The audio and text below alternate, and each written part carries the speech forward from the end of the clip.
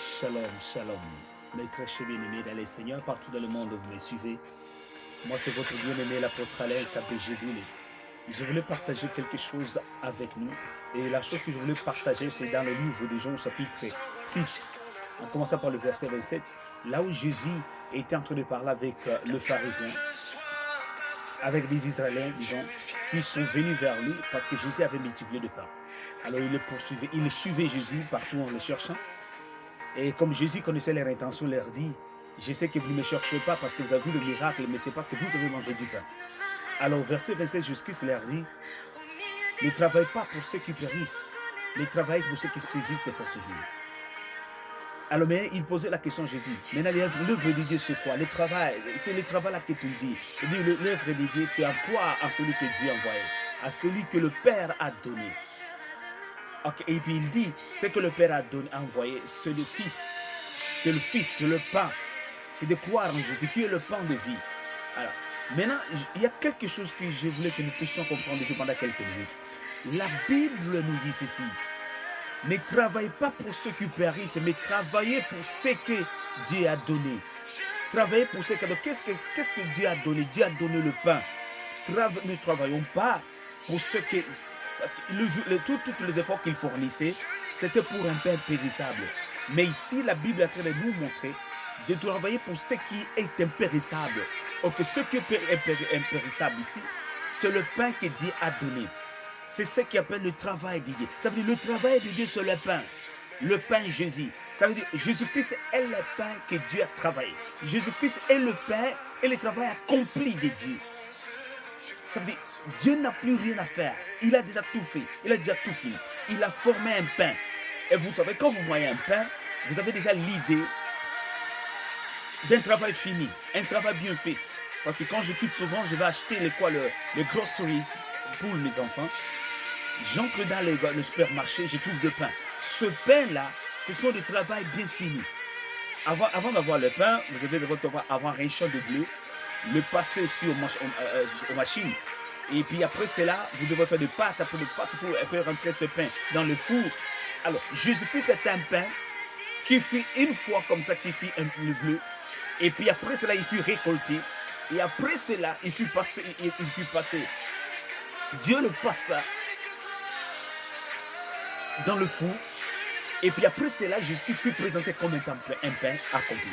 Alors, tout le travail que nous voyons, tout le travail que nous faisons, c'est le travail du pain. C'est le travail du pain. Alors, le ministère que nous avons, c'est le pain. Les chanteurs qui chantent, ils chantent le pain. Tout ce que nous le faisons, c'est le pain. C'est le travail accompli de Dieu. Nous sommes en train de travailler, nous apparaîtrons dans un travail accompli du pain. Jésus-Christ est un pain qui multiplia de pain. Alors, si vous avez le pain Jésus, il vous multipliera le pain. Mais le problème, si vous n'avez pas le pain, je pense que seul le pain Jésus est capable de multiplier le pain. Alors, nous devons avoir Jésus-Christ tout d'abord comme étant un pain qui multiplie le pain. Ne cherchez pas la multiplication de pain, mais cherchons le pain qui multiplie le pain. Mon ministère, c'est un pain, parce qu'on nous appelle le ministère, le ministre de la parole.